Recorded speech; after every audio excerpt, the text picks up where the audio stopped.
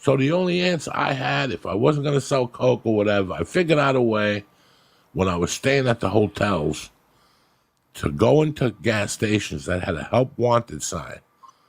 And I would apply for a job. I wouldn't apply for 8 to 4. Everybody wants to work 8 to 4. Nobody really wants to work 4 to 12, but nobody wants to work 12 to 8. So I would start off with the 12 to 4, the 4 to 12. I'd say, can I come in here and work 4 to 12? Perfect.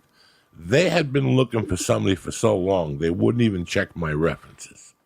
No one did. You got a job from the newspaper.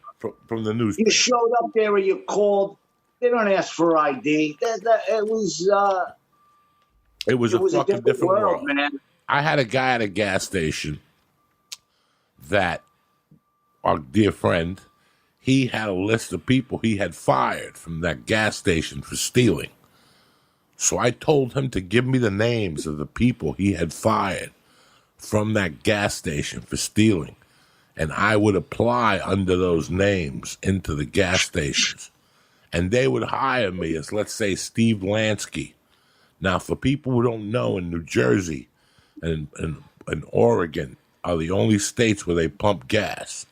The guy has to come out, look you in the face, and go, what do you want? And you're like, let me get $12.50 a regular, and they pump gas. So I figured out, what if I got a job at a gas station, pumped the gas, but never paid for the gas? Kept the money in my pocket. And when you got a job, they told you, for you not to get robbed, you should be safe and dump every time you get $1,000. So you were supposed to, they would give you an envelope every hour. You were supposed to put the money in there and then dump it in a hole. And then when the manager comes in there, he pulls all the cash out. I decided that I was only going to put $20 bills in those envelopes and throw them in. I'd stock up. I'd wait till I had $2 or $3 grand. And then I'd walk off the gas station site. It's not really robbery. 15 minutes before relief came. Right. So before the next guy. Before the next guy. I wouldn't even make it. Like if I went to work from 4 to 12, by 8 o'clock, I would have $3,000 already. I would hustle. I would get, even if it wasn't my island, I would go to the full service island. I was hustling tips. And I was a good employee. You know, if you looked at me from the outside, you're like, man, this guy works. Little did they know that, you know, I was going to walk off the lot. So the first 2 times I did it, I just like walked off the lot, jumped over a few yards, got to a different street, and saw a cab driver and got in and left. I just had this luck that kept happening to me. Another night, I got thrown out of the one hotel. I get there, and my luggage is in the front thing. And I go, what are you doing? He goes, you were supposed to pay by 12 o'clock. I go, bro, I told you I was coming back. It's late. It's 4 o'clock. So he goes, you're out anyway. But he didn't give me the key back. He didn't ask me for my key back. I'll never forget this, George. I got $30 in my pocket. I got enough to pay for the fucking hotel room and maybe a bag of chips from the fucking hallway. And I go to the hotel room with the key that he gave me, just to see if I had left anything in there. And when I open the door, I hear sucking and fucking in the room. Some guy's fucking a chick in the shower. And I look down, and the guy's wallet is there with his pants pocket and like a fucking envelope. I took the wallet and the envelope, and I just told the Hindu, you're right. I'll never come back to this hotel again. He's like, get out, fuck you. And I ran out of there. I found the cab. I jumped in the cab. He took me over the city. I sat in the city. I walked around with luggage. I went to 181st Street. I bought like 10 nickel bags. And then I went back to Port Authority, took a bus, and they dropped me off at the hotel where they killed Vito. You know the hotel where they killed Vito in The Sopranos, and that hotel? That's right there. They just redid it. They just redid that hotel for that scene. But that hotel is a dump. It's right there on the other side as I'm going into Jersey, not going into New York City. Right. So I stayed in there. And in there was the first time when I opened up, I realized I had $3 or $4 grand. And I'm like, wow, this seems like a great scam to do. But I wasn't no smarter than you. I was the dumbest kid on the block. I didn't go to Teaneck the next day. I went to the gas station 2 doors down, because on Route 4, right there's like 8 gas stations. Then you would hit the Grand Union, and we would get that nice lobster. Remember that they had the cream of lobster soup right there by the Grand Union. There was another hotel in there next to the Grand Union. There was Sky View. There the was Sky View. Westview. I used to live in those hotels, and people were looking for me to kill me. I would stay in those hotels. They couldn't fucking find me. So one day, I actually just kept getting George, it was the dumbest thing. It's like I would go from your shop, where it is located, two gas stations down and do the same scam. And I did it to about 6 of the 8 gas stations. And then I had to think globally. You know what I'm saying? I can't fucking keep robbing locally. So I started going out to different places. There was a place by like Fort Lee. It was a Gulf station.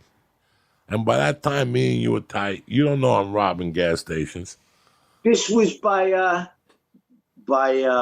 Lisa Messina's. There's that Gulf right there, down by her house. Yes. And I said to you, meet me there. I think my shift started at 4. No. Yes. Me and you, when you called me, you were at Vince Lombardi. No, let me tell you what happened. That Vince Lombardi, I almost got... The reason I called you from Vince Lombardi was because they were on to me. But Vince Lombardi, the bus had like 20 buses that were leaving at one shot. It was a parking ride. Vince Lombardi was probably the last one I did. The last 2 I did because I got in a bus, and 2 minutes after I got in the bus, the cops came with their lights on.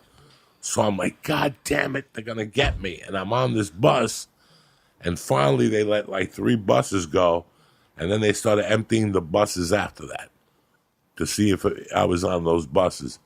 I was already on my way to New York. I just called you to give you a good goodbye. Like, I love you in case they catch me. So, but the one I used with you was the Gulf station. I called you and I said, pick me up at this place at 7:30. And you were there all happy, Georgie, with the fucking car revving up. Gung, gung, gung, gung, gung, gung, gung, gung, gung, gung, gung. And I get it and I go, step on it. You're like, step on it? What do you mean step on it? I just robbed the gas station. You're like, well, thanks for giving me fucking warning.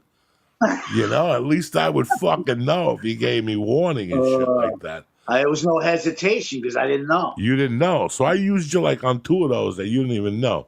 You were just driving around, and here I am fucking throwing envelopes out the fucking window. And I remember one time we went to a party.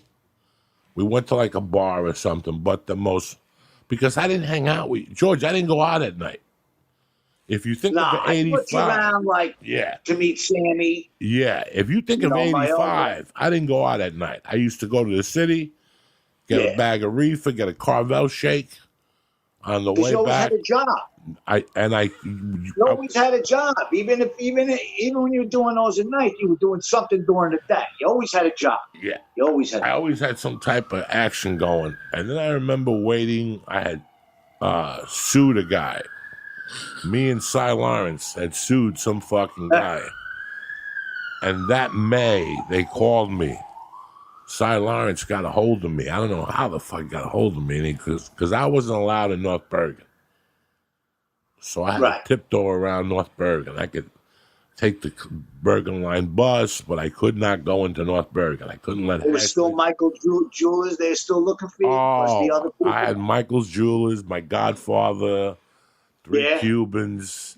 I had maybe 5 people looking for me. So I'll never forget. And here I am, the son of a cop. Yeah, you didn't harboring a fugitive. You didn't even know, but the cops weren't looking for me. No, I had no cops looking for me. I was really tight with the chief of police in North Bergen at the time, so I called them on a weekly just to say anything pop up, because every week I was getting accused of something. And here I wasn't even living in North Bergen no more, so now I knew it was like a running joke between me and him. His name was Mr. Bizzacco. So I remember that one night I had found out that I was getting that check for like $1,800, and I could finally go to Colorado. And you had plans for Saturday. You were doing something Sunday with Sandra. You're right over there. You were doing something with Sandra on Sunday. And that Friday, I robbed a gas station. Or that Thursday, I did a gas station. And you and I ended up in a club with Mike Ascalise. The Red Parrot. The Red Parrot and the Eurythmics were there. They weren't performing. She was just there with the guitar player, hanging out. That place was crazy. That place was crazy. The hostess that we got in for free, we got tickets, was always one of my mother's customers. It was something real. It was like a hot club in New York. A freaking red parrot on her shoulder. A stuffed parrot. And then we went. And then you had a something on Saturday. So in those days, I was still getting credit cards. And I took Mary Lou and Lubes shopping at the Paramus Mall. Like, get whatever you want. Gold chains, jackets, whatever the fuck you want. I remember I owed your mother money. I left it for her in a drawer. She was doing something. I think I only got to say goodbye to Grandma. Then I didn't see you. 85, I didn't see you. Kept in touch with you on the phone.